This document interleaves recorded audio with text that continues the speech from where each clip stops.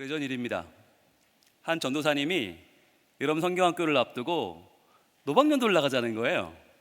근데 이분이 뭘 들고 왔냐면 커다란 북이랑 이 삐에로 목장을 들고 왔습니다. 머리에는 꽃가를 쓰고요. 딸기코를 하고요. 그런데 우리 중에 한 사람이 이걸 하고 나가서 둥둥 오세요 오세요 여름 성경학교 오세요 오세요 둥둥 이렇게 하면 애들이 다 올 거라는 거예요. 자, 이야기를 했을 때 선생님들 반응이 어땠을까요? 지금 여러분들 같았어요? 그게 되겠나? 애들이 요즘 어떤 애들인데 그거 북친다고 교회를 오겠나? 고개를 절레절레 하니까 이 전도사님이 뭐 아무도 안 하면 제가 하죠 뭐 그러면서 붙여면서 옷을 입는데, 그때 고등학교를 가 졸업한 청년 교사 하나가 에이 전도사님 이 날씨에 쪄 죽어요 빨리 주세요. 그리고는 자기 걸 입고 이제 쓰고 시킨 대로 하는 겁니다. 둥둥 오세요 오세요 여름 성경학교 오세요 오세요 둥둥 했더니 진짜 애들이 하나도 없는 거예요. 분명히 아까 있었거든요. 그래서 노는 아이들이 있었는데 얘네가 뭐야 웬 삐에로 그러고 다 도망간 거예요. 어른들도 저 사람 뭐야? 그래서 막 딴 데로 가고, 이 친구 뒤에 상처받은 거는 같이 나온 교사들마저 우리 편이잖아요. 그런데 이분들이 누굴까요? 저 사람 뭘까요? 그러면 딴 데로 막 가는 거예요. 결국에는 그 넓은 대로에 아무도 없는 거예요. 이 교사가 너무 막 덥고 땀나고 짜증나고 화가 나고 원망스러워서 그만두고 싶어도 약속한 거니까 할 수 없이 한 바퀴 돌아야 되잖아요. 둥둥 여름은 성교학교 오든지 말든지 둥둥 이러면서 그냥 막 온통 원망을 하고 교회에 들어왔어요. 예배당문 들어와서 북을 던져버렸습니다. 그리고 꽃갈도 던지고요, 빨간색도 던지고요, 크린징으로 얼굴을 막 빡빡 밀면서 내가 다시는 전도사님이 시키는 대로 하면 내가 사람이 아니다, 내가 쓱을 간다 그러고 있는데, 예배당문이 빠꼼히 열리면서 1학년짜리 꼬마가 하나 고개를 내미는 거예요. 그러면서 하는 얘기가 삐에로가 화장을 지우니까 아저씨다. 야, 나 아저씨 아니야, 형아야. 그러는데 형아라는데 아저씨다. 야, 너 뭐야, 너 어느 부서야? 그랬더니 부서가 뭐예요? 야, 너 우리 교회 아니야? 근데 교회는 또 뭐예요? 야, 그럼 너 여기 왜 왔어? 그랬더니 아니 뭐 아저씨가 뭐 여름이 어쩌고 성경이 어쩌고 오라면서요. 이렇게 된 거예요. 와, 이 교사가 너무 놀랐어요. 정말 무거운 거 하나가 꽝 하고 자기를 때리는 느낌을 받았다는 거예요. 자기도 안 믿잖아요. 자기도 고리타분한 이런 전도로 누가 올려나 기대하지 않았는데 하나님께서 정말 교회라고는 처음 나오는 어린 영혼 하나를 붙여주신 거예요. 얼마나 감사한지 이 청년 교사가 이 아이를 끌어안고 울기 시작합니다. 하나님 감사합니다, 하나님 감사합니다. 아이는 영문을 모르죠. 자, 그 아이가 그날 교회라는 데 처음 나와서 깨달은 게 하나 있습니다. 아, 나는 교회가 체질이구나. 이걸 깨달았어요. 왜냐하면 여러분, 다른 데는 가서 잘해야 칭찬을 받아요. 근데 교회는 나오면 착한 어린이야. 이런 데가 어딨냐고. 이런 데가 나왔다고 상 받는 데가 교회밖에 없어요. 그래서 그날 처음 나왔다고 상을 바리바리 받고 수박 먹고 자두 먹고 옥수수 먹고 너무 좋아서 어떻게 하면 되냐, 오후에 또 나오래. 또 나왔어. 그랬더니 뭐 선생님들이 좋아 죽는 거예요. 그리고는 그렇게 3박 4일을 개근을 하고 성경학교 개근상을 받았네요. 너무 좋은데 어떻게 하면 되냐 그랬더니 내일 주일이라고 또 나오래. 주일이 뭐냐고 그때 일요일이래. 나왔더니 또 제 친구야. 또 상을 받고 4주 만에 등반을 하면서 이 친구가 너무너무 행복해서 그 교회에 아예 나오기 시작합니다. 그러면서 초등학교 6년을요 개근을 했어요. 그리고 중학생이 되었습니다. 이제 이 아이는 가방을 메고 학교 끝나면 집으로 가지 않고 교회로 옵니다. 교회 가방을 던져놓고 피아노를 뚱땅거리다가 기타를 장장거리다가 드럼을 두두둥 땅땅거리다가 주보를 접다가 현수막을 걸다가 이 아이는 그 교회 교숙자가 됩니다. 여러분, 교숙자 아세요? 교회에서 먹고 자는 노숙자를 교숙자라고 그래요. 그냥 뭐 기도회 하면 기도하다가 찬양대 하면 찬양 연습하다가 그냥 뭐 그거 갖고 하는 애예요. 뭐 의자 날르다가 막 이렇게 살았어요. 고등학교를 갔는데 고등부 회장이 된 겁니다. 이제 이 아이는 부서마다 다니면서 기타 치고 찬양을 인도하고 레크리에이션 인도하고 성경학교 수련회 그런 거 다 짜고, 문학의 밤을 하면 신앙송을 하고, 이 아이가 모노드라마를 하고, 그때부터 연출을 하고 연기를 하고 대본을 쓰고, 그러다가 이제 고3이 된 거예요. 대학을 가야 되는데 이 아이의 머릿속에 온통 하나님 나라 교회밖에 없어요. 어디 갔을까요? 장로의 신학대학교 신학과를 갔습니다. 가서 열심히 공부를 하다가 군대를 다녀온 거예요. 그리고는 꿈에 그리던 전도사님이 됐어요. 그래서 아이들을 열심히 지도하다가 그분이 목사 안수를 받고 서울에 있는 어느 좋은 교회에서 부목사로 사역을 하다가 지금은 몇 년 전에 부산의 어느 교회 담임 목사로 내려와서 사역을 잘 하고 있다고 합니다. 여러분 누구지 알고 박수 치시는 거예요? 예, 그 꼬마가 저예요. 여기서 박수. 네.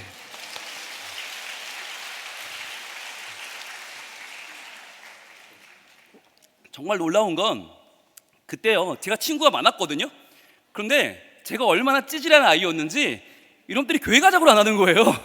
지들끼리 교회 다 가면서 맨날 아버지는 술 마시고 들어오시면 집안 때려 부시고, 어머니는 도망가다가 팔이 부러지고, 형은 술병을 얻어맞고, 그런 집안이었어요 저희가.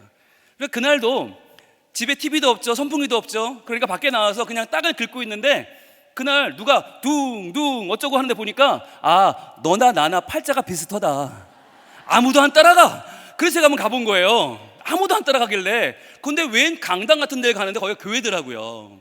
그렇게 제가 처음 교회를 나가게 되었습니다. 생각해 보면요, 그 선생님 이름도 이제는 기억이 안 나고요, 얼굴도 까먹었어요. 그런데 그 북소리만은 잊을 수가 없어요. 둥둥 오세요 오세요, 여름 성경학교 오세요 오세요, 둥둥 잊을 수가 없어요. 왜냐하면 바로 그것이 찌질했던 저 아이 홍룡이를 불러주신 하나님의 음성이었다고 믿기 때문입니다. 저는 그래서요, 목사가 된 이유가 뭐냐, 저처럼 사랑받지 못하는 아이들, 찌질한 아이들, 그 아이들에게 아니야, 너는 하나님 자녀야, 너는 하나님의 보석이야, 너는 하나님의 가능성이야, 그러니까 우리 함께 하나님 나라 만들어보지 않을래? 라고 그 아이들을 북돋아주고, 그 아이들을 통해서 그 아이의 가정을 살리고, 부모님을 살리고, 할머니 할아버지를 살리고, 그렇게 한 집안과 교회와 사회를 살리는 꿈을 지금 꾸고 있습니다.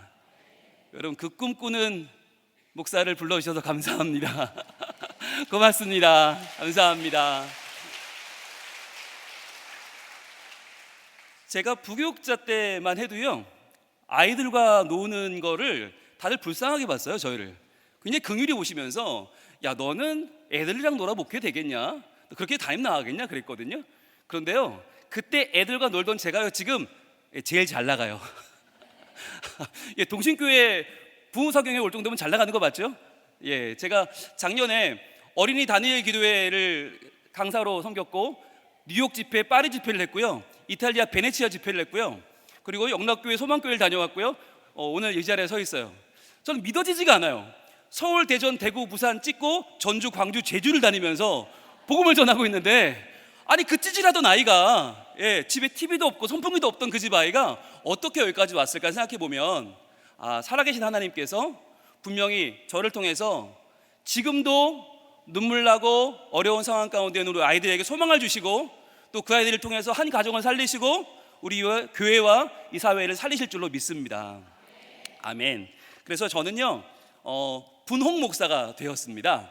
여러분, 네, 분홍 목사가 왜 됐냐면, 제가 주로 아이들 집회를 많이 하는데, 저도 목사니까, 담임 목사니까 옷을 검은색, 남색, 쥐색, 똥색만 입었어요.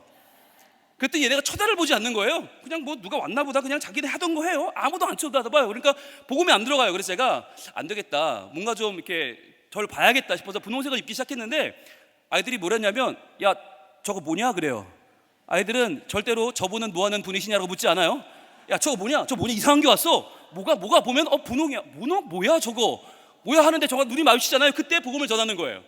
근데 복음이 들어가면 눈이 열리고 귀가 열리고, 그때부터 변화가 일어나는 거예요. 와, 너무 놀랍더라. 그래서 제가 그 틈을 만들려고 분홍색을 입고 다닙니다. 저희 교회가 꽤 많이 커졌거든요. 다음 세대가 꽤 많은데요, 제가 아이들 이름을 다 외워요. 다 불러줘요. 근데 그 아이들이요, 불러주면 알아들어요. 왜냐하면 분홍 목사님이니까.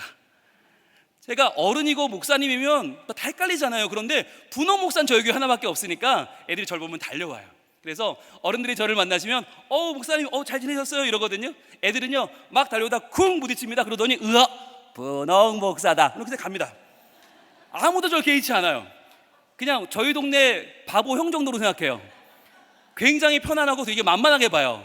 이러고 다녀도 만만해 보이지만 여기다가 이렇게 하나씩 달고 다니면 더 만만해 보이거든요. 이러고 다니거든요. 그러니까 애들이 완전히 동네 바보형으로 알아요. 명찰도 흰색 아크릴로 된 거 그거 안 달아요. 그건 애들이 가까이 오면 다치거든요. 그래서 저를 이렇게 이게 제 명찰입니다. 이게 제 공식 명찰입니다. 이거 달고 다닙니다. 그럼 아이들이 저를 보면 분홍 목사님 하고 달려오는 거예요. 얼마나 이쁜지요. 그 아이를 제가 번쩍 들어서 어이구 우리 라울이 잘 있었어요. 아이고 이쁘다 아이고 이쁘다 아이고 이쁘다 하고 내려주잖아요. 쪼르르 달려갑니다. 그리고는 엄마 아빠 할머니 할아버지 분홍 목사님이가 내 이름을 불러주고요 번쩍 들어 안아줬다요. 그럼 그 집안은 그날 끝나는 거예요. 은혜 다 받는 거야. 예배도 아직 안 드렸는데 은혜 다 받았어. 왜? 담임 목사님이 우리 아이 이름을 불러주고 번쩍 들어 안아줬다. 거기서 게임은 끝나는 거예요. 그래서 제가 저희 교회 목회하면서 얼마나 감사하고 얼마나 행복한지 저는요 매일매일 아내랑 그래요. 우리 머리에 꽃 꽂고 춤춰야 된다. 너무 감사하다. 너무너무 감사하다. 그런데 그 감사가 오늘 폭발할 것 같아요. 하나님께서 그렇게 아이들과 놀기를 즐겨하는 지방의 시골 목사를 이 서울에 이 귀한 자리에 불러주셔서 저 너무너무 감격스럽고요. 제가 오늘 온 것은 하나님께서 우리 동신교회에 말씀으로 다시 한번 힘을 주시고 말씀으로 하나님의 소망을 일깨워 주신 줄로 믿습니다. 그래서 오늘 말씀만 전할 거예요. 오늘 한번 띄워주세요. 자, 오늘 제목 한번 읽어볼까요? 시작. 내 손에 있는 것이 무엇이냐. 여러분 이 말씀은요 제가 너무너무 귀하게 여기는 말씀이기도 해요. 저희 교회가 붙잡고 가는 말씀이기도 해요. 왜냐하면 오늘날 많은 교회가 위축되어 있어요.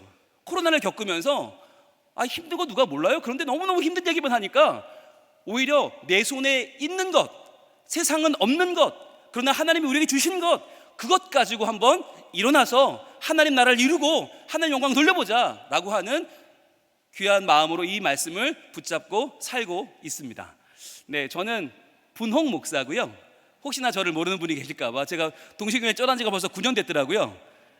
제가 여기 있을 때 저 십자가의 길 다 저희가 우리 김건수 담임 목사님의 지시로 저희가 제주도까지 출장 다녀오면서 막 만들고 그때 저 설명하는 분들 처음으로 뽑아서 제가 다 교육시키고 그랬었거든요. 썼었거든요. 혹시 기억나셔요? 오늘 예수 그림 서 계신 분들 보니까 그때는 중학생 같으셨는데 지금은 대학생이시죠? 대학생 그렇습니다. 셀라도 새색시셨는데 지금은 유치원 다니는 정도 맞죠? 9년의 세월이 무섭기는 무섭네요. 그러나 이 자리가 하나님의 은혜로 가득한 것은 변함이 없는 줄로 믿습니다. 저는 동신교회에 있을 때부터 분홍 목사였습니다. 김건수 담임 목사님께서 저를 특별히 배려하셔서 유년부를 맡겨주셨어요.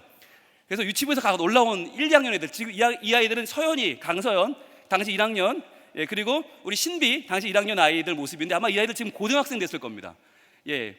여러분 유치원에서 올라오면 1학년은 사람같이 보이질 않아요.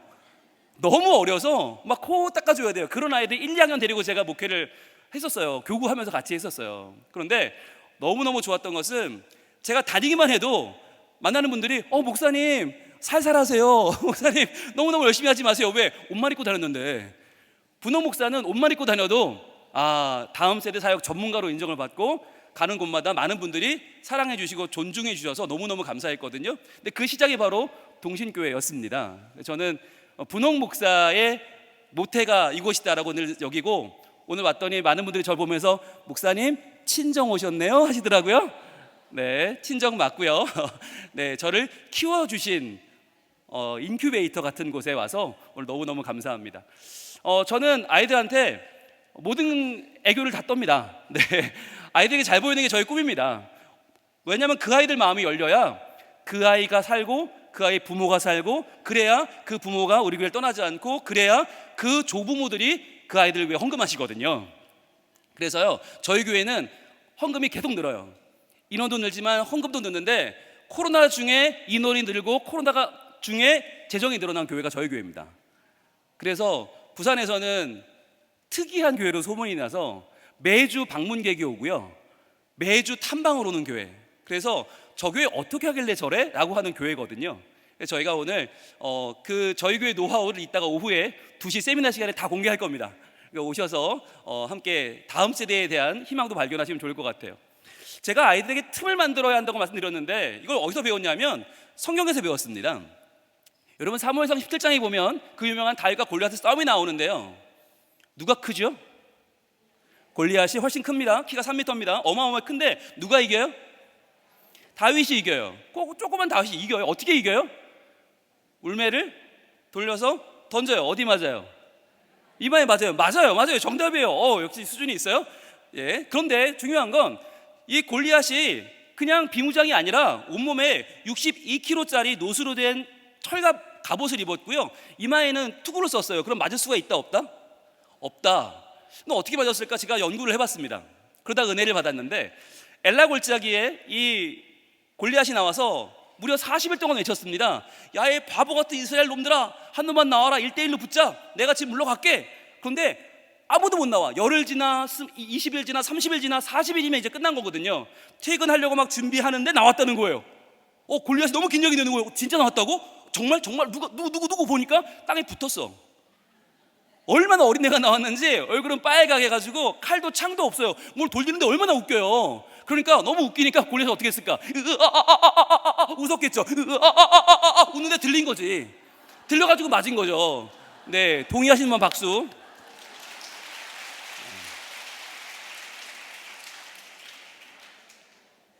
그러잖아요. 어떻게 맞겠어요? 제가 깨달았어요. 그렇구나.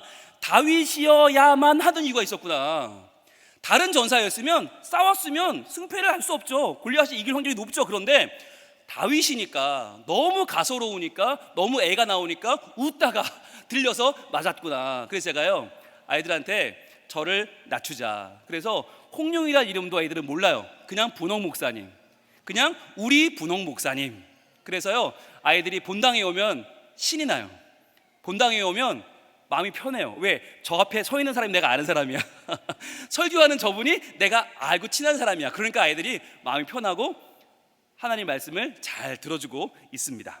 자, 그래서요 저희 교회 잠깐 보여드리면 제가 아이들 불러놓고 같이 이제 찬양하고 율동하는 장면인데 저희 교인들 모습 한번 보실래요? 저희 청소년들 모습인데요. 네, 10대가 이런 표정 나오기 쉽지 않습니다.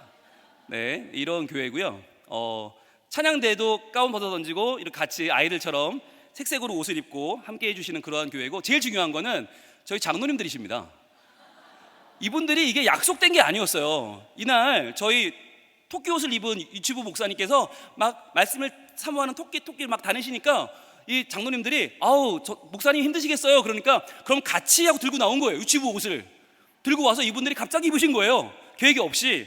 그리고는 이분들이 저희 교회 선임 차석 장로님들이신데 그럼 들어와 버린 거예요. 예배하는데 와 난리가 났죠. 애들이 그냥 와 하고 박수가 터지면서 갑자기 막 곰이 나오고 공룡이 나오고 백호가 나오고 이분들이요. 그러면서 분위기가 완전히 좋아졌어요. 아이들이 풍선을 나눠주고 그러면서 제가 깨달았어요. 다음 세대 목회하는 기쁨이 이런 거구나. 그래서 이렇게 목회를 하고 있는데요. 네, 저희 교회에 이제 핵심적인 두 가지가 있는데 이 다음 세대 사역의 핵심에 대해서 많은 분들이 궁금해하세요. 야 어떻게 데려오냐 그러시거든요.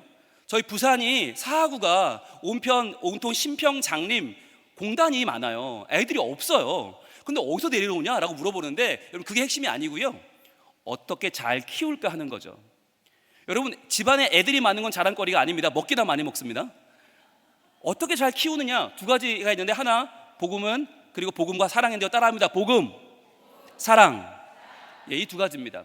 저희가 어떻게 이거를 규정하냐면 복음이란 어린이들이 다음 세대들이 교회에 와야 될 이유를 바르게 알려주는 것이다. 이게 복음이라고 저희는 믿어요. 교회에 와야 할 이유, 예수를 믿어야 되는 이유, 말씀을 순종해야 되는 이유, 그게 복음이다. 근데 여기서 끝나지 않고 저희는 그 중에서도 우리 교회에 와야 될 이유, 이것을 분명히 경험하게 하자. 이것이 바로 사랑이라고 믿습니다. 여러분 부산에 교회가 1800개 교회가 있는데요. 어느 교회 가나 다 구원받잖아요. 그런데 왜 성민교회에 와야 됩니까? 성민교회에서만 받을 수 있는 사랑을 애들이 경험하기 때문이에요. 저는 동신교회에서만 받을 수 있는 사랑을 가지고 있는 교회가 되길 축복합니다. 그래서 이 사랑에 대해서 저희가 굉장히 많이 연구하거든요. 그래서 이 복음을 알려주고 사랑을 경험하게 하는데 오늘 2시 세미나에서는 이 사랑에 대해 집중적으로 할 겁니다. 어떻게 사랑하는지, 교회가 어떻게 아이들을 주인공으로 만드는지를 저희들이 오후에 증거할 거고요. 오늘 오전에는 소형 공부 시간에는 바로 복음에 대해서 좀 알려고 합니다. 오늘 복음을 확실하게 붙잡고 우리가 복음에 대한 것이 정리되어야 사랑으로 넘어갈 수 있거든요. 오늘 본문의 배경은 바로 이집트입니다. 이스라엘 이집트에서 노예로 살던 그 시절에 너무너무 힘든 거예요. 한 400여 년의 세월이 너무 힘들어서 기도하고 주여 도와주세요, 살려주세요 그랬더니 하나님께서는 모세라고 하는 한 사람을 부르셔서 이스라엘의 구원자를 삼으셨습니다. 자, 그런데 문제는 뭐냐면 모세가 너무 초라한 사람이었다는 거예요. 웬만한 사람 불렀어야지. 너무 초라한 사람 불러놓으니까 모세가 자기도 황당한 거예요. 아니, 하나님 잘못 찾으신 건 아닌가? 그래서 출애굽기 3장에서 나는 내 하나님이다, 아브라함의 하나님, 이삭의 하나님, 야곱의 하나님 말씀하시는데도 그는 안 들려요. 그러면서 4장에서 1절에 이렇게 하나님께 반문을 합니다. 같이 한번 읽겠습니다. 시작. 모세가 대답하여 이르되 그러나 그들이 나를 믿지 아니하며 내 말을 듣지 아니하고 이르기를 여호와께서 내게 나타나지 아니하셨다 하리이다. 아멘. 이렇게 말을 해요. 자, 세 가지를 말하는데 첫 번째는 그들이 나를 믿지 아니할 겁니다. 왜냐하면 나는 살인자 아닙니까? 살인자의 도망자, 그들이 나를 믿겠습니까? 저에게는요, 하나님 신뢰가 부족합니다. 저 신뢰가 없습니다. 자, 그리고 두 번째는요, 내 말을 듣지 않습니다. 왜요? 말이 안 통합니다. 여러분, 모세는요, 왜 입이 둔한 사람이었을까요? 왜 입이 둔했죠? 왜 아론은 말 잘하고 모세는 말 못해요? 제가 이거를 어떻게 알게 됐냐면 저희 둘째 아들 민서, 여러분 말썽장이 민서를 기억하시는지 모르겠습니다. 그 홍민서가 지금 군대 갔습니다. 예, 큰아들 민재는 제대했습니다. 예, 가끔 저한테 애들 몇 학년이나 물어보시는데 네, 몇 학년 아니고요. 네, 제대하고 군대 갔는데 그 군대 간 민서가 5살 때 제가 이제 이렇게 저희 동식교 유치부 나올 때죠. 제가 재워주면서 잠자리 동화로 출애굽기 말씀을 들려주는데 아이가 그러는 거예요. 아빠, 왜 모세는 말을 못했어요? 아론은 말을 잘했는데? 그러는 거예요. 그러니까 지가 기분 나쁜 거죠. 형은 말 잘하는데 동생이 말 못하니까 자기도 동생인데. 그래서 제가 정말 뭐라고 그랬을까요? 예, 이런 질문을 처음 들으니까 신학교에서 안 배우는 내용이거든요. 그래서 제가 야 이놈아, 성경에 그렇게 써 있어, 그러니까 믿어, 이럴 수는 없잖아요. 분홍 목사가. 그래서 어떻게 했을까요? 예, 정말 지혜로운 대답을 했습니다. 너는 어떻게 생각하는데? 라고 물어봤어요. 그랬더니요, 애가 그러는 거예요. 아, 그거 당연하죠. 엄마가 없었잖아요. 태어나서 바로의 딸에게 동동동 떠갔잖아요. 그래서 바로의 딸이 길렀으니까 애굽말을 쓰며 자랐잖아요. 그러다가 40세까지 애굽말 쓰다가 그 다음에 사람 죽이고 도망가서 미디안 가서 미디안말 쓰고 살았잖아요. 그러니까 히브리 말을 배운 적이 없죠. 그러니까 히브리 사람들에게 히브리 말을 하려니까 이게 안 되는 거잖아요. 그 얘기를 듣는 제가 맞잖아요. 그래서 제가 그걸 그럼 아론은 왜 말을 잘했어? 그랬더니 아론은 엄마가 키웠잖아요. 그죠? 야, 그렇더라고요. 그래서 여러분, 아이들이 질문하면요, 야 이놈아 몰라도 돼 이러지 마시고 너는 어떻게 생각하는데? 라고 꼭 물어보시기 바랍니다. 자, 여러분, 말이 안 통해요. 이게 무슨 말이냐? 왜 말이 안 통하냐? 언어가 부족해요. 지금 히브리 말로 그들을 설득할 수 있는 능력이 부족해요. 애굽말 잘하고 미디안말 잘하는데 말이 안 통해요. 세 번째 제일 중요한 건 이 빨간색만 같이 한번 읽습니다. 시작. 여호와께서 내게 나타나지 아니하셨다 하리이다. 자, 네가 뭔데 나타나자는 거예요? 야, 네가 왕이냐? 선지자냐? 제사장이냐? 네가 뭔데? 네 신분이 뭔데? 그는 신분이 부족해요. 그냥 떠돌이 목동에 불과해. 그런 사람한테 하나님이 왜 나타나냐는 거예요. 지금 그는 뭘 말합니까? 주님, 저는 모자란 것 투성이입니다 라고 말하는 거예요. 그가 지금 주목하고 있는 것이 뭐냐면 내게 없는 것에 주목하고 있는 것입니다. 여러분, 그런데 놀라운 것은 많은 교회가, 많은 교우들이 많은 경우에 이렇게 살고 있어요.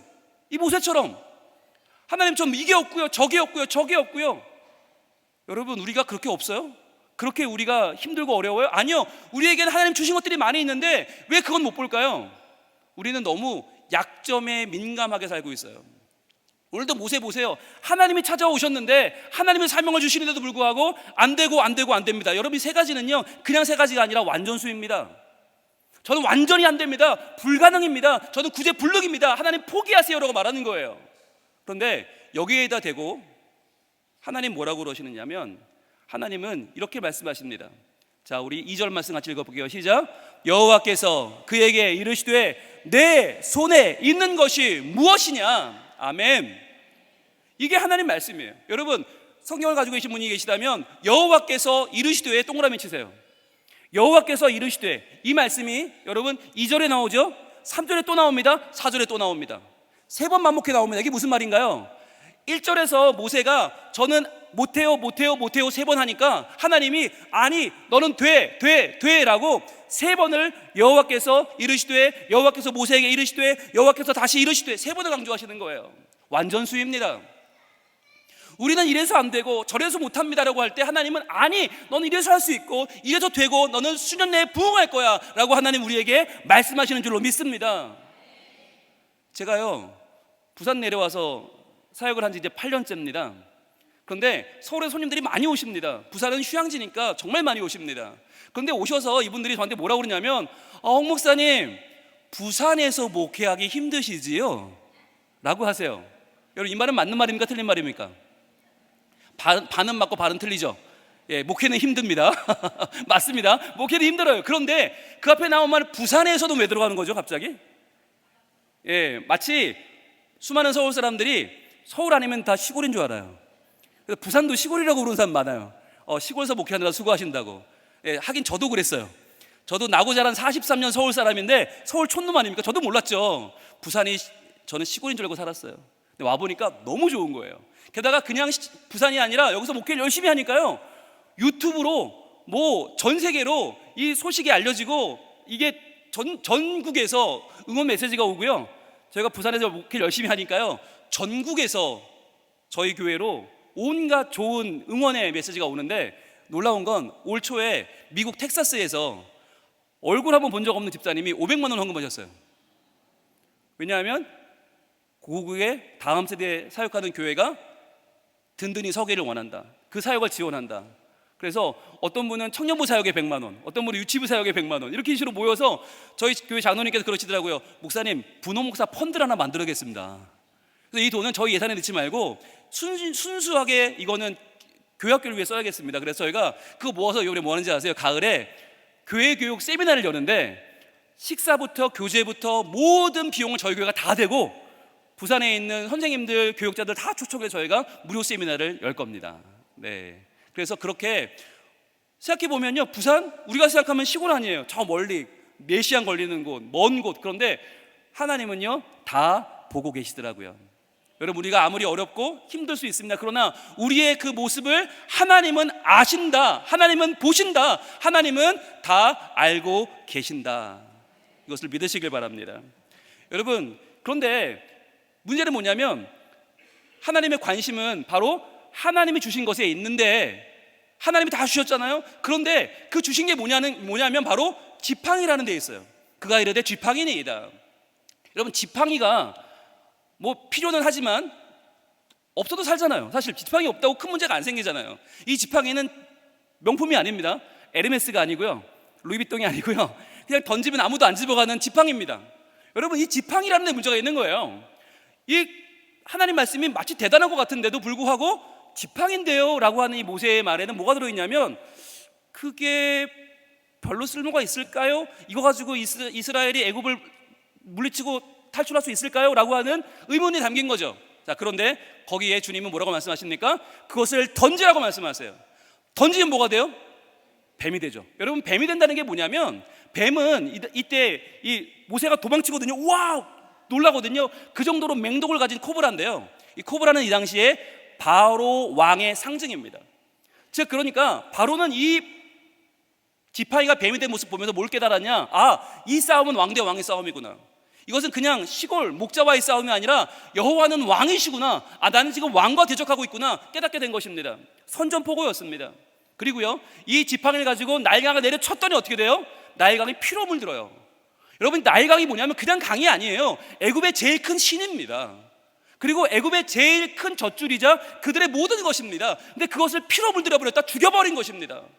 이스라엘 사람들이 믿는 하나님이 그렇게 강한 분이야? 애굽 사람들이 떨기 시작하는 거예요. 그리고 가장 중요한 건 홍해가 그 앞을 가로막아 섰을 때 이 지팡이를 들고 기도하니까 어떻게 됩니까? 홍해가 갈라지기 시작하는 거예요.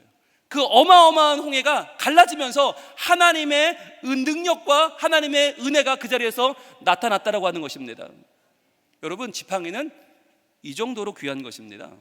여러분, 우리가 가진 지팡이 별거 아닌 것 같습니까? 우리가 가진 동신교회라고 하는 이름, 우리가 가진 하나님의 말씀, 우리가 가진 하나님을 찬양하고 기도하는 것, 우리가 가진 산상부흥회가 별것 아닌 것 같습니까? 세상은 우리를 손가락질하고 세상은 우리를 몰라주지만, 그러나 여러분, 우리에게 주신 이 지팡이는 세상을 이기는 하나님의 능력인 줄로 믿습니다. 여러분, 이것은 매우 중요합니다. 모세는 비록 지팡이를 들고 이것이 무엇입니까? 라고 했지만 그 지팡이는 초라했으나 위대한 지팡이였습니다. 마찬가지로 하나님의 손에 붙잡혀 있던 이 모세도 초라했으나 위대한 사람이었습니다. 오늘날 이 자리에 함께한 우리 모두가 하나님의 지팡이가 되어 세상은 우리를 몰라준다 할지라도 하나님의 놀라운 부흥을 수년 내에 이루고야만은 하나님의 든든한 교회로 서게 될 줄 믿습니다. 아멘. 주님은 물으십니다. 네 손에 있는 것이 무엇이냐고요?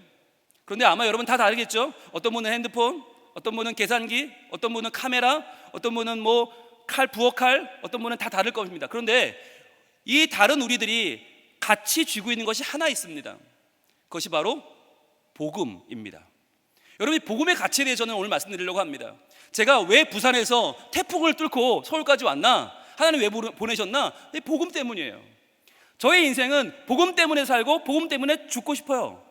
복음을 전하다 죽을 수 있다면 저에게는 감사죠. 여러분, 이 복음이 무엇일까? 많은 분들이 복음을 오해하는 경우들이 있는데 이렇게 오해를 많이 합니다. 예수 믿고 천국 가는 거요. 그런데 여러분, 이렇게 오래 믿다 보니까 교회에 뭐가 사라졌냐? 지금이 사라졌어요. 지금 우리의 삶이 사라진 거예요. 왜? 천국은 나중에 가니까. 죽어서 가는 천국 말고 지금은 어떻게 살아야 되느냐? 잃어버린 거예요. 그래서 여러분, 여기에 대해서 우리 주님 말씀을 한번 귀 기울여 보겠습니다.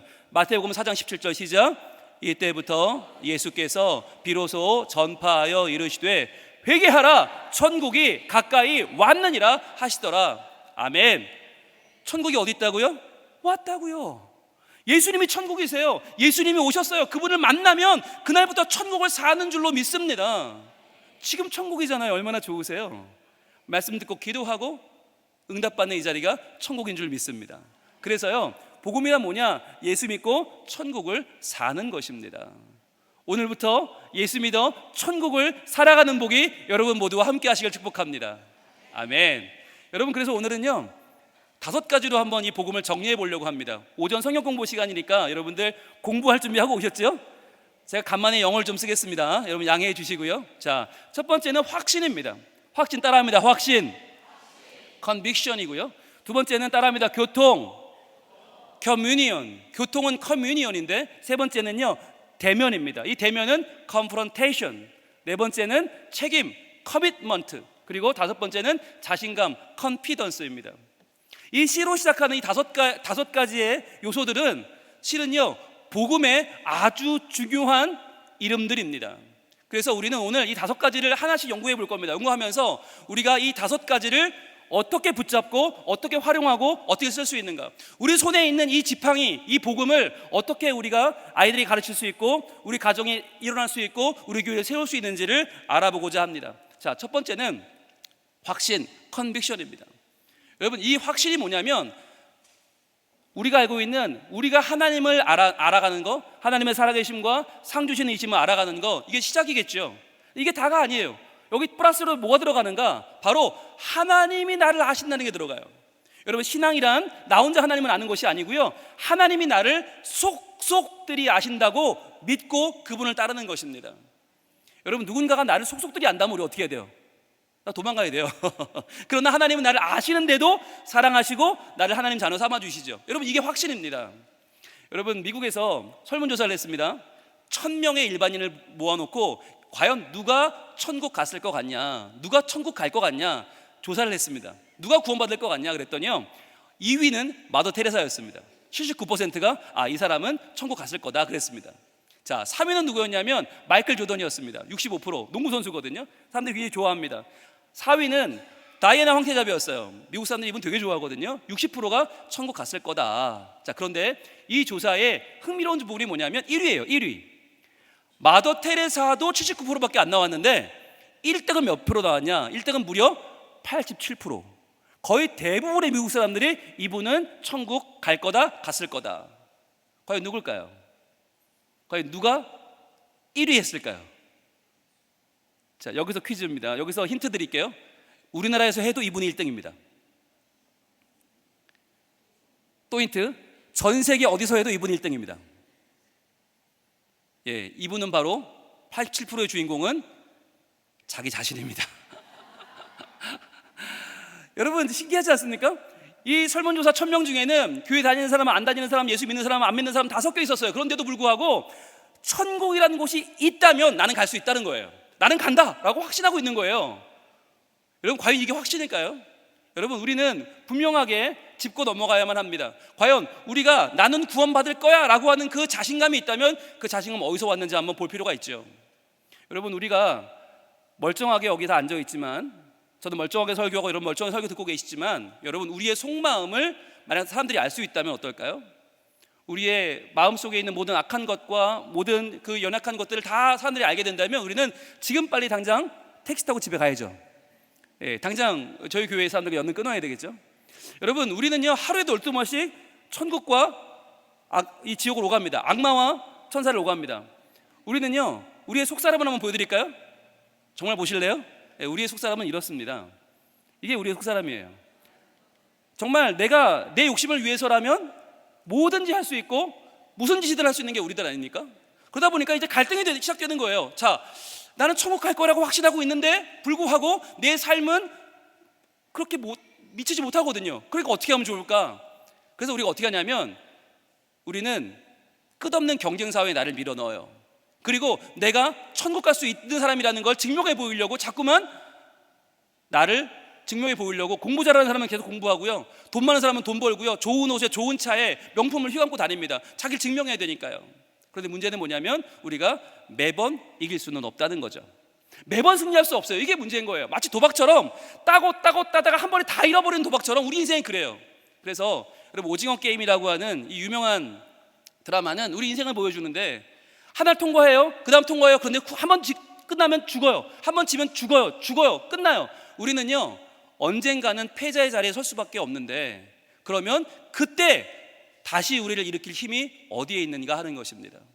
이것이 우리에게 있는가 질문해 봐야 되는 거예요. 우리에게 그 힘은 없습니다.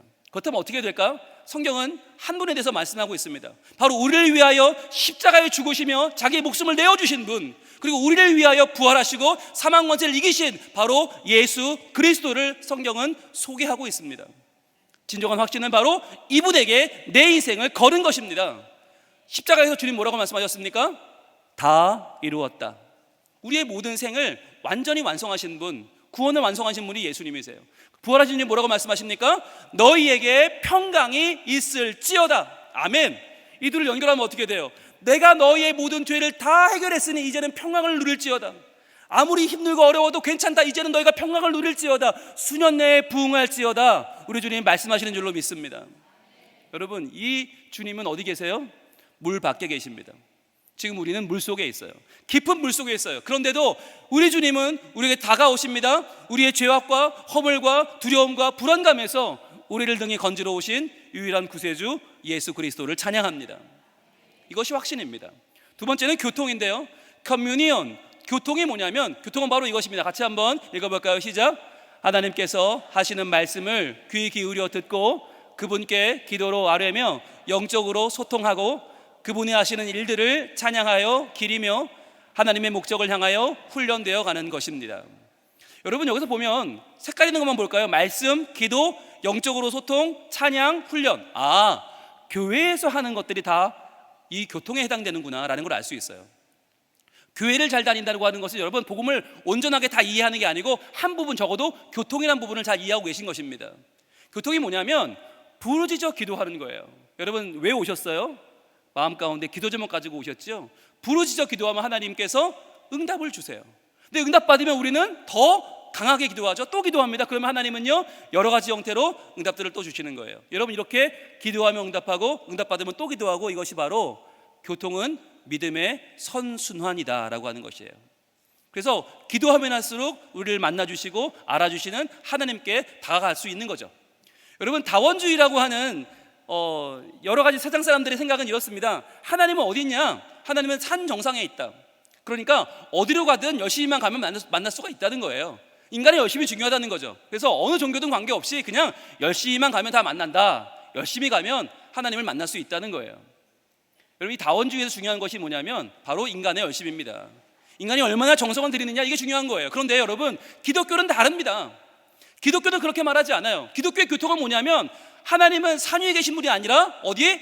우리에게 내려오셨다는 거예요. 우리가 내려오셔서 우리를 만나주시고 우리의 절망과 아픔과 눈물의 자리로 오셔서 우리를 끌어안아 주시는 분이 바로 예수 그리스도다라고 말하는 것이 기독교입니다. 여기서 중요한 것은 우리의 열심이 아닙니다. 바로 예수 그리스도, 그분이 우리를 사랑하시는 그 사랑과 선택의 크기가 중요해지는 것이죠. 여러분, 이 자리에 온 여러분, 우리의 열심으로 온 것입니까? 아닙니다. 하나님께서 우리를 사랑하셔서 이 자리에 부르신 줄로 믿습니다. 하나님께서 이 시간 우리에게 하나님의 말씀을 붙잡게 하시고 그 말씀으로 우리를 살리시는 줄 믿습니다. 여러분, 그래서요, 예수님이 왜 오셨는가? 예수님은 하나님의 아들이에요. 하나님이세요. 이 땅에 오실 필요 없어요. 그런데 그분이 오신 이유, 인간이 겪을 수밖에 없는 좌절과 고난과 순환과 고통과 모멸감, 그리고 마침내 죽음까지도 십자가 위에서 다 당하셨어요. 우리가 당한 그 어떤 감정도 예수님이 모를 수가 없어요.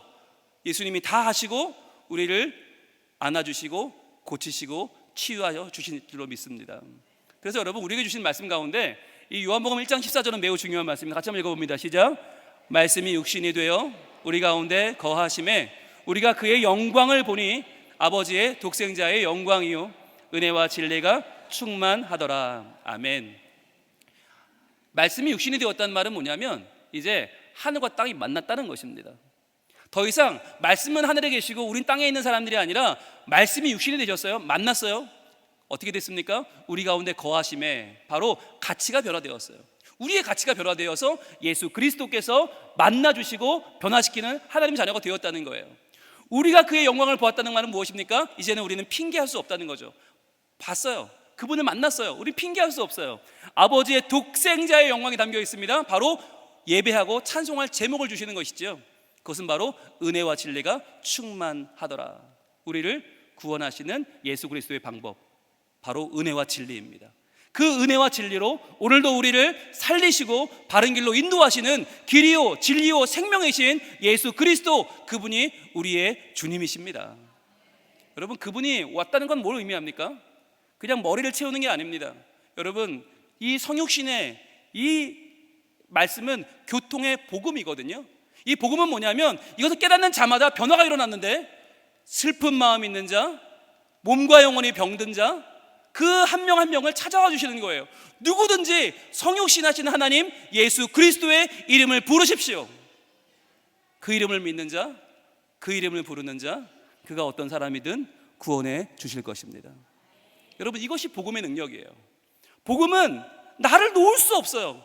내가 이렇게 부족하고 이렇게 모자라지만 버릴 수 없는 이유는 나를 예수께서 끝까지 놓지 않으셨기 때문입니다. 자, 세 번째는 바로 대면입니다. confrontation. 대면은 맞서는 것입니다. 이 대면이 뭔지 같이 한번 읽어보겠습니다. 시작. 내가 지금 겪는 고난이 걸림돌이 아니라 하나님을 알고 성장하게 돕는 디딤돌임을 믿고 오직 하나님의 영광을 위하여 나의 현실에 당당히 맞서는 용기와 성숙한 자세입니다. 즉 여러분, 복음은 단순히 예수 믿고 힘을 내자가 아니에요. 맞서 싸우는 용기입니다. 어떤 일을 만나든 어떤 일이 찾아오든 그것을 내가 맞서서 믿음으로 이겨낼 수 있는 자세가 바로 복음입니다. 그것이 대면입니다. 여러분, 지금은 영적 전쟁 중인데요, 다 아시죠? 그런데 영적 전쟁이 오해하면 안 되는 게 사단과 하나님이 싸우는 게 아니에요.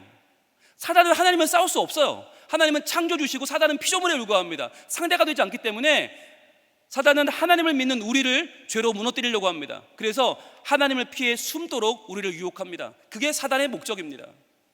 우리가 죄에 물들어서 하나님 앞에 나올 수 못하게 하는 것이 사단의 뜻이고 계획이고, 그것이 영적 전쟁인데요, 그 방법을 세 가지 정도로 사단은 설정해 놓고 있습니다. 첫 번째는 바로 세속적인 인본주의입니다. 내가 내 인생의 주인이라는 거예요. 하나님 없다. 이게 오늘날의 사단이 외치는 거예요. 두 번째는 포스트 모더니즘. 모든 것은 상대적이다. 절대적인 선도 악도 없다. 그러니까 마음대로 행해라. 이게 포스트 모더니즘이에요. 세 번째는 쾌락주의, 실용주의입니다. 개인의 풍요와 안정이 실제적인 최고의 가치라는 거죠. 네가 잘 되는 게 최고야라고 하는 거예요. 여러분, 이것이 실제적으로 드러나는 것이 뭐냐면 바로 요셉의 이야기인데요. 보디발의 아내가 요셉을 유혹할 때 이렇게 말하죠. 아무도 모를 거야. 무슨 말이죠? 하나님 없어. 하나님 안 봐. 우리밖에 없어. 그거죠. 이게 인본주의죠. 그리고요, 남들도 다 하는데 뭘 그래? 이게 바로 포스트 모더니즘. 야, 다 이렇게 살아. 선도 악도 없어. 그냥 일로 와. 세 번째는 내가 다 책임질게. 이게 바로 실용주의, 쾌락주의죠. 야, 내가 너 잘 되게 해줄 걱정하지 마. 자, 그런데 이것을 어떻게 이깁니까? 이것을 이기는 단 하나의 방법이 성경에 기록되어 있습니다. 우리 같이 한번 읽어볼까요? 시작. 그런즉 내가 어찌 이 큰 악을 행하여 하나님께 죄를 지으리이까. 아멘. 바로 하나님 앞에서 코람 데오의 정신, 하나님 앞에 살아가는 사람만이 이러한 영적 전쟁에서 승리할 수 있습니다. 이것이 바로 대면입니다. 여러분, 우리는 수많은 경우에 불행의 벽을 만나게 됩니다. 그런데 이 불행의 벽이 사실은요, 불행이 아니라 불신의 벽이에요. 믿지 않으니까 힘들 거고요, 믿지 못하니까 괴로운 거예요. 이것을 부셔버리는 유일한 힘은 바로 복음입니다. 복음을 믿으면 우리는 대면해낼 수 있습니다. 이 삶을 이겨낼 수 있습니다. 오직 의인은 믿음으로 살리라. 그 믿음이 무엇입니까? 바로 대면하는 힘, 바로 복음입니다. 네 번째는요, 책임입니다. 커미트먼트. 자, 책임 무엇인지 같이 한번 읽어보겠습니다. 시작. 내가 지금 여기 서 있는 이유는 하나님이 나를 이곳에 보내셨기 때문이며, 내가 지금 이 일을 하는 것은 주님을 사랑하기 때문임을 바르게 알아 주어진 모든 일에 최선을 다하는 것입니다. 여러분, 이것이 바로 책임이에요. 여러분, 제가 질문을 드리면 여러분 한번 답해 보세요. 자, 내가 지금 여기 있는 이유가 뭐라고요? 네, 지금 내가 여기 있는 이유는 하나님이 나를 보내신 거예요. 여러분, 이걸 믿으면요, 어디에 있든지 우리는요, 최선을 다해 살 수 있어요. 내가 어쩌다 이런 집구석에 태어나서가 아니라, 내가 어쩌다가 이런 남편을 만나서가 아니라, 내가 어쩌다가 이런 학교를 나와서가 아니라, 하나님이 나를 이곳에 보내신 거예요. 그러면 하나님의 계획이 있고요, 하나님의 도우심이 있고요, 하나님의 열매가 있는 줄 믿습니다. 분명히 기억하세요. 내가 여기 있는 이유는 하나님이 나를 여기 보내셨기 때문이다. 자, 두 번째 질문 드리겠습니다. 자, 내가 지금 이 일을 하는 이유는요? 주님을 사랑하니까. 여러분, 이거예요.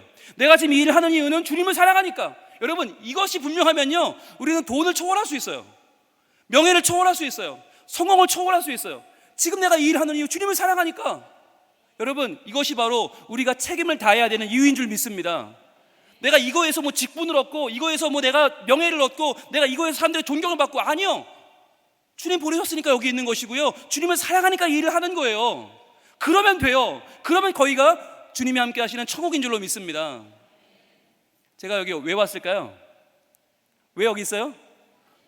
하나님 나를 보내셨으니까. 할렐루야. 그렇죠. 제가 지금 왜 설교해요? 주님을 사랑하니까. 할렐루야. 바로 그겁니다. 여러분, 제가 어제 김재호 목사님 설교하시는 거 들었는데요, 설교하기 전에 미리 양해를 구하시더라고요. 저 때문에 상처받은 분들 용서하시라고. 네, 저는 그거 안 할 겁니다. 왜요? 그거 하면 오늘 밤새입니다. 설교 못합니다. 제가 오늘 이거 하면요, 못합니다. 설교 그냥 내려가야 됩니다. 저는. 예, 저희는 그 7년 동안 상처받은 분, 저 때문에 속상하신 분, 네, 제일 속상하신 우리 담임 목사님. 제가 너무 잘 못 섬겨드려서 우리 교우들 한 명 한 명 보면 그랬어요. 나 이거 안 해야겠다. 나 이거 하면 오늘 설교 못한다. 예, 여러분, 우리가 그게 우리에게 자꾸 우리를 주저앉게 하고, 우리를 못하게 하고, 자꾸만 숨게 만들지만 정말 중요한 건 뭐예요? 하나님 날 여기 보내셨다는 것입니다. 주님을 사랑하니까 일을 하는 것입니다. 여러분, 두려워하지 마시고, 남 눈치 보지 마시고, 내게 주어진 하나님의 그 사명을 최선을 다하여 감당할 수 있기를 축복합니다. 여러분, 책임이라는 것은요, 이렇게 설명할 수 있습니다. 빌리 썬데이라고 하는 선교자가 이렇게 말을 했어요. 교회 간다고 해서 저절로 그리스도인이 되는 것은 아니다.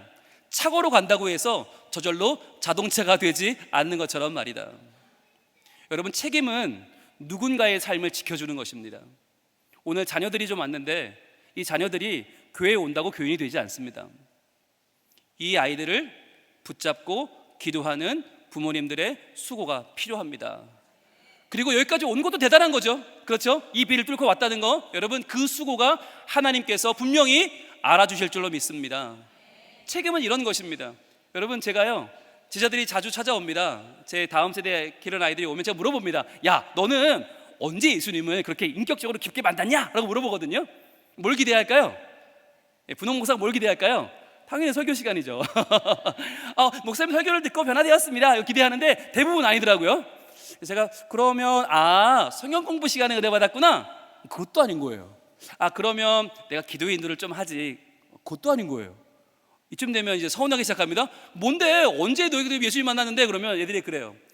목사님, 저희가요 제일 힘들고 막 어려울 때요 선생님들께서 항상 저희 곁에 계셔 주셨어요. 저한테 힘이 되어 주셨어요. 그리고요 저희 교회 어른들이요 저희들 위해서 늘 기도해 주시고 저희들 도와주시는 거 저희들 알고 있어요. 저희요 힘낼 거예요. 그 사랑을 받으면서 저희는 예수님 만났어요. 저희는 그 손길, 저희를 손잡아 주시고 어깨를 쳐 주시고 예쁘다, 착하다, 귀하다 말씀해 주시는 그 사랑 때문에요 저희는요 예수님 만났어요 라고 말하는 거예요. 여러분, 이게 책임입니다. 여러분, 교회는요 우리 모두의 합의 교회예요. 누구만이 교회가 아니에요. 우리 모두가 함께 우리의 자녀들을 위해서, 다음 세대를 위해서 여러분 사랑해 주시기를 바랍니다. 기도해 주시길 바랍니다. 여러분, 이 책임, 한 사람을 살리는 이 책임 보여주는 것이 바로 호세아서입니다. 성경 호세아에는 누가 나옵니까? 호세아와 고멜이 나오는데, 호세아는 선지자인데 그 안에 하나님이 결혼하라고 시킨 고멜은 음란한 여인이에요. 음탕하기 그지없어요. 그래서 데려다 놓으면 집 나가고 데려다 놓으면 집 나가요. 결국에는 또 나가서 팔려간 죄인이 된 이 여인을요 호세아가 어떻게 합니까? 전 재산을 다 내어주고 다시 사와요. 속량해 옵니다. 여러분, 이것이 진정한 사랑이면서 동시에 이것이 무엇입니까? 우리를 향한 하나님 아버지의 책임입니다. 이 책임을 다하시는 분이 누구예요? 하나님이세요. 여러분, 이 책임은 우리 모두에게 동일하게 주어집니다. 누구는 목사님이니까, 장로님이니까가 아니라, 권사님이니까, 저분은 잘 믿는 분이니까가 아니라 우리 모두에게 동일하게 주어지는 하나님의 책임이 이 시간 우리를 살리는 복음인 줄 믿습니다. 저희는 늘 얘기해요. 주님, 왜 저를 버리지 않으세요? 주님, 그냥 저 버리세요. 그냥 마음 편하게 사세요. 온전하지 못한 삶을 살고 있고요, 주님을 매일 괴롭히고 있잖아요. 앞으로 저 계속 그럴지도 몰라요. 주님 뭐라고 말씀하십니까? 너는 너의 일부를 주고 산 너의 그 물건들 소중히 여기지 않느냐? 라고 물어보시는 거예요. 물론 맞죠. 제 노력과 애정이 들어갔으니까 소중하죠. 그렇죠. 주님 말씀하세요. 나는 너를 구하기 위해서 말이야 내 모든 것을 던져서 너를 샀단다. 내 모든 피를 고통 중에 쏟음으로 너를 사망해서 구했단다. 나는 너를 내 생명보다 사랑했고 앞으로도 그럴 것이고 영원토록 그렇게 할 거야. 너는 내가 포기할 수 없는 내 것이야. 내가 다시 내게로 돌아올 때까지, 온전히 돌아오는 그날까지 나는 변하지 않을 거야. 너는 나의 모든 것을 주고 산 내 것이야. 우리 주님 말씀하십니다. 여러분, 이것이 바로 책임이에요. 우리를 끝까지 포기하지 않으시는 예수님의 책임, 여러분, 이것이 우리에게 오늘 소망이고 우리에게 복음인 줄 믿습니다.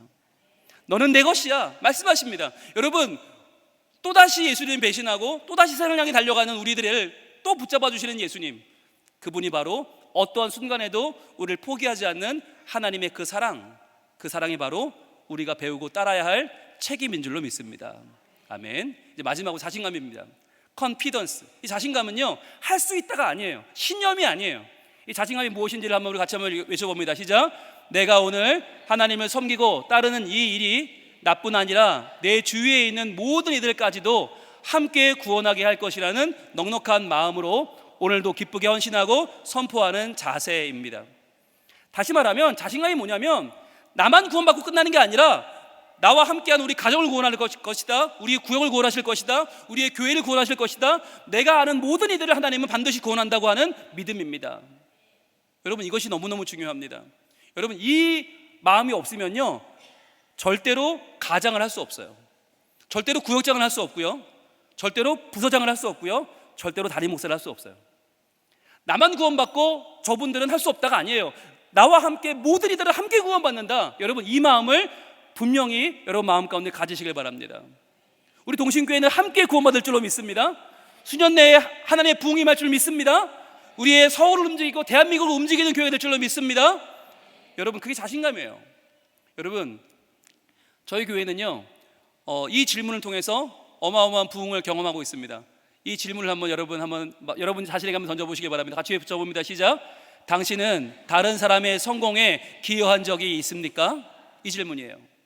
이걸 저희는 계속 던져요. 여러분은 다른 사람의 성공에 기여한 적이 있나요? 이 질문을. 여러분, 이 질문을 딱 받으면 어떤 생각이 드세요? 제일 먼저는 내가 너무 나만 위해 살았나? 이런 마음이 드시죠. 그런데 금방 또 무슨 생각이 드냐면, 내가 근데 왜? 굳이 내가 왜? 내 성공도 지금 바빠 죽겠는데 남의 성공을 내가 왜 기여해야 되라는 생각이 들죠. 이게 정상이거든요. 많은 분들이 그럴 거예요. 목사님, 어차피 인생은 각자 도생 아닌가요? 아니 어차피 하나씩 주고받는 것도 아니고 말이야, 이런 협력도 아니고 나한테 일방적으로 남에게 성공을 뒷받침하라고 그러면 그거 왜 합니까? 나도 바빠 죽겠는데 말이죠. 왜 합니까? 라고 말하는 분이 많이 계실 거예요. 그런데요 여러분, 참으로 놀랍게도 삭막하고 삭막한 기업의 세계에서 이 질문으로 기적이 일어났어요. 이 질문은 한 기업을 변화시켜서 세계적인 기업을 만들었어요. 여러분, 이 질문을 가지고 변화된 한 기업을 소개하겠습니다. 여러분, 구글이라고 하는 기업을 잘 아시죠? 이 기업이 잘 나갈 때가 있었습니다. 그리고 계속 잘 나가죠. 애플 잘 나가죠.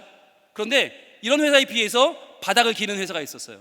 너무너무 형편없는 회사, 10년이 지났는데 그 자리에 있는 회사. 근데 이 지지부진한 회사가 어디였냐면, 놀랍게도 세계적으로 각광을 받던 마이크로소프트사였어요. 빌 게이츠가 세운 회사예요. 바닥을 긁던 이 회사가 왜 이렇게 망해가는가? 이유는 하나, 기업 문화가 엉망진창이었어요. 서로 깎아내리고 서로 총질하는 문화, 서로 저주하고 서로 싸우는 문화였어요. 그런데 제 3대 회장 샤티아 나델라라고 하는 분이 회장이 되면서 변화가 일어났는데, 보세요. 이 회사의 주가가 어마어마하게 상승합니다. 어마어마하게 뛰어오릅니다. 전 세계 2위 자리를 다시 되찾았어요. 그렇다면 무슨 변화가 있었길래 이런 일이 있었는가? 바로 이 질문 때문입니다. 같이 있습니다. 시작. 다른 사람의 성공에 어떻게 기여했나? 이거를 가지고 전 세계 모든 임직원들에게 평가 기준으로 제시했어요. 자기를 위한 거 말고 다른 사람의 성공을 위해 기여한 거 가져와. 그거 있어야 평가가 되고 승진이 되고, 그게 있어야 월급이 나가는 거예요. 그러니까 전 세계에 있는 모든 임직원들이 어떻게 됐을까요? 서로 하나가 돼서 서로 돕기 시작한 거예요. 서로 도와주고, 옆에 부서 도와주고, 다른 부서 도와주고, 막 옆에 팀 도와주고, 이렇게 하는데 놀라운 기적이 일어났습니다. 여러분, 세 가지의 큰 변화가 일어났는데, 제일 먼저는 뭐였냐면, 나는 내 성공은 알지만 다른 사람 성공을 잘 모르잖아요. 그러니까 대화를 많이 하면서 그 가운데에서 소통하는 문화가 생겼어요. 이야기하는 문화, 소통하는 문화, 서로 돕는 문화가 생겨났어요. 이게 첫 번째 변화였고요. 두 번째는 뭐였냐면, 새로운 분야를 알고 배우는 계기가 되었어요. 내 것만 수십 년째 알고 있다가 남을 도와줘야 되니까 새로운 분야를 알게 되었죠. 그리고 세 번째, 제일 중요한 거, 결국에는요 모두가 합력해서 더 큰 일도 쉽게 해내는 공동체가 되었습니다. 그러다 보니까 주가 총액이 엄청나게 오르면서 전 세계 2위가 된 거예요. 여러분, 그런데 이거 보시면 무슨 생각 드세요? 이거 교회 아니야? 이런 마음 들지 않으세요? 교회가 이래야죠. 교회가 서로 다른 사람 위해서 기도해주고 키워주고 살려주는, 그것이 바로 교회 아닙니까? 여러분, 교회는 어떤 곳입니까? 우리는 함께 기도함으로 이 땅의 문제와 싸울 수 있어요. 나 혼자 싸우면 약해요. 함께 기도하면 이길 수 있어요. 그리고요, 우리는 함께 예배함으로 세상의 권세와 싸울 수 있고요, 우리는 함께 섬김으로 자신의 교만과 싸울 수 있어요. 여러분, 코로나라는 기간 동안 저희 교회가 어떻게 성장했나 많이 궁금해 하시거든요. 저희 교회도 그런 분이 있어요. 목사님, 집에서 TV 틀면 인터넷에 전 세계 설교 예배 다 나오는데 교회 왜 나가야 됩니까? 라고 하시는 분이 있었어요. 제가 이렇게 답을 했습니다. 집사님, 맞습니다. 나 혼자 은혜 받고 말 거면 집에서 TV 보면 됩니다. 그런데요, 우리 교회는 그런 교회 아니지 않습니까? 우리 교회는 다음 세대 아이들을 끌어안고 예배하고 그 아이들 기도하고 그 아이들 살려주는 교회 아닙니까? 만나야 위로하고, 만나야 칭찬하고, 만나야 밥 사줄 거 아닙니까? 우리가 왜 뜨겁게 기도합니까? 아이들의 예배의 본을 보기 위해서. 왜 말씀 공부합니까? 아이들 말씀 가르치기 위해서. 왜 기도합니까? 그 영혼 살리기 위해서 하는데 혼자 어떻게 합니까? 비대면으로 어떻게 합니까? 나오세요 라고 했더니 그 집사님 나오셨어요. 그리고는 젊은 집사님들이 다 나왔어요. 코로나를 함께 이겨내는 교회가 되었습니다. 여러분, 이것이 하나님이 우리를 하나 되게 하시고 함께 구원하시는 목적이요 이유입니다. 진정한 믿음의 리더는요, 나 혼자만을 위한 레이스를 하지 않아요. 어떻게 할까요? 진짜 리더는요, 자기 중심성이라는 거대한 벽을 부숴버립니다. 진짜 좋은 장로님은요, 진짜 좋은 권사님은요, 나 혼자 은혜 받지 않아요. 오늘 이 자리에 함께 나오신 여러분들에게 하나님의 복이 임할 줄로 믿습니다. 함께 와야 돼요. 함께 와야 돼요. 어제는 뭐 김재영 목사님이 동생을 데려와라 그러시던데, 동생 없는 분은 어쩌라고, 그죠? 예, 아무나 데려오십시오. 오늘 저녁에는 여러분 아무나 데려오셔서 여러분이 데려오시는 여러분의 그 한 영혼 살리는 그 희망이 책임감으로, 또 여러분에겐 자신감으로 임할 줄로 믿습니다. 여러분, 우리가요 다른 사람의 성장을 위해서 일하는 게 너무너무 기쁜 일이에요. 여러분 다 저를 보시면서 하는 말씀 그거예요. 홍 목사님 표정이 너무 좋다는 거예요. 담임 목회 8년차 이런 표정 본 적이 없대요. 왜요? 애들 살리는 게 너무 행복해요. 애들 사랑하는 게 너무너무 좋아요. 애들 만나면 해주는 말이 있어요. 따라합니다. 이쁘다, 이쁘다. 근데 안 이쁜 애는 어떻게 할까요? 있거든요, 안 이쁜 놈들이. 이를 악물면 됩니다. 이쁘드, 이쁘드, 이를 악물면 돼요. 근데 신기한 건 이쁘다, 이쁘다 하면 이쁜 애가 됩니다. 신기해요. 밉다, 밉다 하면 미운 점만 골라서 해요. 그런데 이쁘다, 이쁘다 하면 정말 이쁜 짓만 합니다. 여러분 옆에 있는 분에게 말해주십시다. 이쁘다, 정말 이쁘다. 예, 이쁜 짓만 하실 줄로 믿습니다. 예, 할렐루야. 여러분, 우리를 통해 영광 받으시는 하나님께서는요 우리에게 이 5가지의 하나님의 복음을 충만하게 채우십니다. 여러분, 사도 바울이 로마로 가는 뱃길에서 유라굴로라는 풍랑을 만납니다. 너무나 유명한 풍랑이죠. 이거 만나 살아남은 사람이 없습니다. 그런데 이때 어떤 일이 벌어졌냐면, 뭐 짐을 다 바다에 풀어버렸어요. 이젠 장사 필요 없어요. 이제 손해보는 거 중요한 게 아니야. 살아야지. 그리고 짐을 다 풀었다는 것은 뭐냐면, 이제 우리 장사 포기합니다예요. 이제 우리 끝났습니다. 우리 망했습니다. 그리고요 기구를 그들의 손으로 버렸어요. 이건 뭐냐면 이제 더 이상 뭣도 의미가 없어요. 돈도 명예도 뭐 다 의미가 없는 거예요. 그냥 목숨만 부지해도 돼요. 그런데 해도 별도 보이지 않나요? 풍랑은 그대로 있어요. 구원의 여망마저 없어졌어요. 이제 인생의 모든 것이 멈췄어요. 지식도, 경험도, 연륜도, 노하우도 다 필요 없는 시간. 여러분, 이 시간에 이 276명이 기대했던 것이 무엇이었겠습니까? 오직 한마디입니다. 안심하십시오. 누가 이 말만 해주면 좋겠다는 거예요. 죽음을 앞두고 있는데, 다 버렸는데 안심하라는 사람이 없어요. 얼마나 마음이 아파요. 그런데 그 순간 들려옵니다. 여러분이여 안심하십시오. 누가 했을까요? 내가 너희를 권하노니 이제는 안심하라. 이 말을 누가 했냐면, 여러분, 이게 돈 많은 선주가 한 말이 아니고요, 경험 많은 선장이 한 말이 아니고요, 권력이 있는 백부장이 한 말이 아니에요. 누가 했어요? 바로 바울이 했습니다. 이름 없이 끌려가던 이 죄수 바울이 이제는 안심하라 라고 외쳐요. 왜요? 이게 바로 복음이에요. 이게 바로 자신감이에요. 이제는 안심하십시오. 276명의 여러분 분명히 구원받을 것입니다. 여러분 안심하십시오 라고 외칩니다. 왜요? 바로 내가 속한 바, 곧 내가 섬기는 하나님의 사자가 어젯밤에 내 곁에 서서 말씀했다는 거예요. 즉 나와 교통하는 내 하나님께서 저에게 나타나 주셨습니다. 교통하는 그 하나님 뭐라고 말씀하셨습니까? 이렇게 말씀하십니다. 바울아, 두려워하지 마라. 내가 가이사 앞에 서야 하겠고. 이것이 뭐예요? 이게 대면이죠. 너 분명히 이 일을 해내야 돼. 그리고 또 하나님께서 너와 함께 항의하는 자를 다 내게 주셨다 하셨으니, 즉 이것이 바로 책임이죠. 너 이거 감당해야 돼. 여러분, 276명이 한꺼번에 로마에 가서 무엇을 증거했을까요? 유라굴로를 만났는데요, 우리가 살아남았어요. 어떻게 해요? 하나님의 사람이 안심하라고 외쳤습니다. 그 하나님이 우리를 구원해 주셨습니다. 여러분, 그 276명이 선교사가 되어서 로마를 뒤집어 엎은 것입니다. 바울 혼자가 아니고요. 그리고는 다시 그는 말하죠. 그러므로 여러분이여 안심하라. 이것은 바로 그들에게 주어지는 자신감이죠. 나는 내게 말씀하신 그대로 되리라고 하나님을 믿노라. 이것이 바로 확신입니다. 하나님을 향한 이 확신, 자신감, 교통, 대면, 책임을 가지고 그는 그 276명을 변화시킨 거예요. 여러분, 우리도 이 풍랑치는 바다를 지금 지나고 있습니다. 그런데요, 어떻게 지내려고 하십니까? 우리는 바울처럼 주님을 확신하고 그분과 교통하고 그분으로 힘과 현실로 대면하고 자신이 질 책임을 등에 감당함으로 자신감을 가지고 선포했던 바울처럼 살아갈 수 있길 축복합니다. 여러분, 이것이 바로 그가 가진 복음의 능력이었습니다. 복음의 능력은 그저 잘 믿는 것이 아닙니다. 덮어놓고 믿는 것이 아닙니다. 하나님께서 나를 통해서 하실 놀라운 일들을 확신하고 교통하고 대면하고 책임감을 가지고 자신감을 가지고 이뤄내는 것, 여러분 이것이 오늘 우리를 변화시키는 하나님의 계획이라고 하는 것을 믿으시길 바랍니다. 5C를 다시 한번 정리합니다. 여러분 잊지 마셔요. 이 5가지 C를 오늘 여러분 마음판에 새겨가시길 바랍니다. 첫 번째 확신, 두 번째 교통, 세 번째 대면, 네 번째 책임, 그리고 다섯 번째 자신감. 여러분 이 5가지가 여러분 안에 언제까지나 머물러 계시기를 축복합니다. 여러분 이게 왜 중요하냐면요, 제가 한 아이를 소개하고 마치려고 하는데, 여러분 이 아이가 누군지 혹시 아시겠습니까? 가운데 보라색 옷 입은 아이가 누군지 혹시 아시겠습니까? 네, 접니다.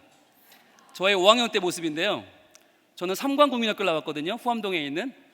여러분 근데 왜 저만 다른 옷을 입고 있을까요? 전날은 운동의 날인데 삼광국민학교의 체육복은 빨간색인데 저는 보라색을 입고 있습니다. 왜일까요? 네, 1번 반장이라서, 2번 이날 전화가 와서, 3번 돈이 없어서. 이때 운동복 3,000원이었습니다. 3,000원이 없어서 제가 체육 시간에 추리닝 입고 갔거든요. 그랬더니 60명이잖아요, 한 반에. 이 정도는 괜찮아요. 60명 다 저를 아니까 그래도 뭐 잘 지냈어요. 그런데 이날은 운동회였어요. 운동회는 전교생이잖아요. 이게 말이 돼요? 전교생이 서 있는데 저만 이거 다른 거예요. 게다가 여러분 제가 5학년 때 키가 꽤 컸습니다. 지금 키가 그때 킵니다. 그때 175였어요. 그러니까 얼마나 크겠어요. 앞에 애랑 목 하나가 차이가 납니다. 그런데 그런 애가 다른 옷을 입고 서 있으니까 진짜 얼마나 이상했겠어요. 제가 엄마한테 그날 처음 개겼습니다. 학교 안 가겠다고 반항을 했어요. 저 학교 안 가요. 엄마 말이 됩니까? 저희 사춘기입니다 이제. 어떻게 제가 운동회 갑니까? 못 갑니다. 그랬더니 어머니가 꼬깃꼬깃 숨겨놨던 3,000원을 주셨어요. 주면서 이거 가지고 너 체육복 입고 와서 오늘 운동회 가라. 그러니까 얼마나 좋았을까요? 할렐루야 하면서 가는데 누가 다리를 턱 건 거예요. 부당탕 넘어졌어요. 아버지입니다. 내놔. 그래가지고 쇠주를 드시고 저에게는 야 거기 굴러다니는 거 있네, 저거 입어. 그리고 저걸 주셨어요. 그래서 추리닝 입고 갔어요. 갔는데 와 정말 죽고 싶더라고요. 전교생이 서 있는데, 여러분처럼 이렇게 부모님들이 다 와 계시잖아요. 엄마 아빠들이 손에 도시락을 들고 와 있는데, 와 어떻게든 앞에 숨어보려고 그러는데 숨어지지가 않아. 앞에가 너무 작아. 아무리 숨어도 막 안 되니까 막 몸을 구부리고 있는데, 그때 여러분 놀라운 일이 벌어졌어요. 제 머릿속에 제가 그 당시 다니던 염천교회, 그 염천교회에서 제가 들었던 설교 말씀들이 자꾸 떠오르는 거예요. 선생님들이 해주신 말씀이 떠올라요. 뭐라고 떠올라냐면, 융이야 기죽지 마라. 융이야 어깨를 펴라. 융이야 제발 너 어깨 좀 피고 다녀라. 고개 좀 들고 다녀라. 너는 하나님의 자녀다. 너는 하나님의 복음의 사람이다. 그러니까 기운 내라. 자꾸 떠오르는 거예요. 와 미치겠대요. 어떻게 했을까요? 제가 고개를 들었습니다. 허리를 폈습니다. 그리고는 당당하게 섰습니다. 그래 될 대로 되라. 죽으면 죽으라지 섰습니다. 여러분 그런데요, 그때 기적이 일어났어요. 그때 이제 여러분 아시겠지만 핸드폰도 없었고요, 삐삐도 없었습니다. 수많은 엄마 아빠들이 도시락을 싸들고 와서 이제 점심시간 되면 내 아들을 만나야 되는데, 문제가 뭐냐면 전교생이 똑같은 옷을 입고 있어. 다 비슷하게 생겼어. 게다가 모자까지 둘렀으니까 다 똑같이 보여. 우리 애들 찾을 수가 없는 거예요.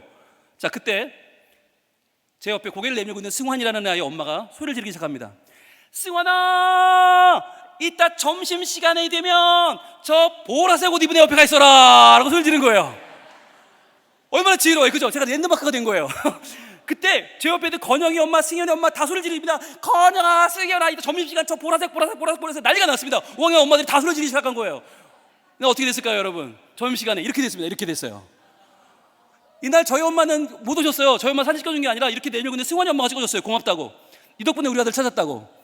그러면서 이날요 저희가 얼마나 진수성찬을 먹었는지, 치킨에 불고기에 뭐 아무튼 뭐 말도 안 되는 걸 먹었어요. 더 중요한 건 뭐냐면 제가 아이들 앞에 스타가 된 겁니다. 애들이 그러는 거예요. 융이야 그 옷 한 번만 입어보면 안 되냐? 우리는 너무 초라한데, 똑같은데 평범한데 넌 너무 특별한 것 같아. 야 한 번 벗어줘. 그러는 거예요. 여러분 이 옷이 이태리 장인이 한 땀 한 땀 만든 명품이 아닙니다. 그냥 굴러다니는 추리닝입니다. 삼촌이 입던 겁니다. 그런데 내가 난리가 나서 그냥 찢어질 뻔했다니까요. 그걸 경험하고 제가 깨달았어요. 내 손에 있는 것이 무엇이냐? 그건 가난이었어요. 그건 찌질함이었어요. 그런데 그게 다가 아니었어요. 제 손에 있는 것은 복음이었습니다. 제 손에 있는 것은 하나님이 나와 함께 하신다고 하는 자신감이었습니다. 하나님 나를 통해 하나님의 일을 하실 거라고 하는 믿음이었습니다. 여러분, 이 시간에 여러분의 삶은 어떻습니까? 혹시 남 보기 부끄러워서 혹시 죽고 싶은 분은 없습니까? 그러나 그럴 때 하나님은 일하실 줄로 믿습니다. 바로 그때 하나님 내게 찾아오셔서 허리를 펴라, 고개를 들어라, 다시 한번 믿음으로 일어나라 라고 말씀하실 줄로 믿습니다. 왜냐하면 그 하나님이 내게 믿음의 지팡이를 쥐어주신 복음의 주인이시기 때문입니다. 그 하나님께서 오늘도 우리를 일으켜 주시고 우리를 끌어안아 주시고 하나님의 사람으로 세우실 줄로 믿습니다. 기도하겠습니다.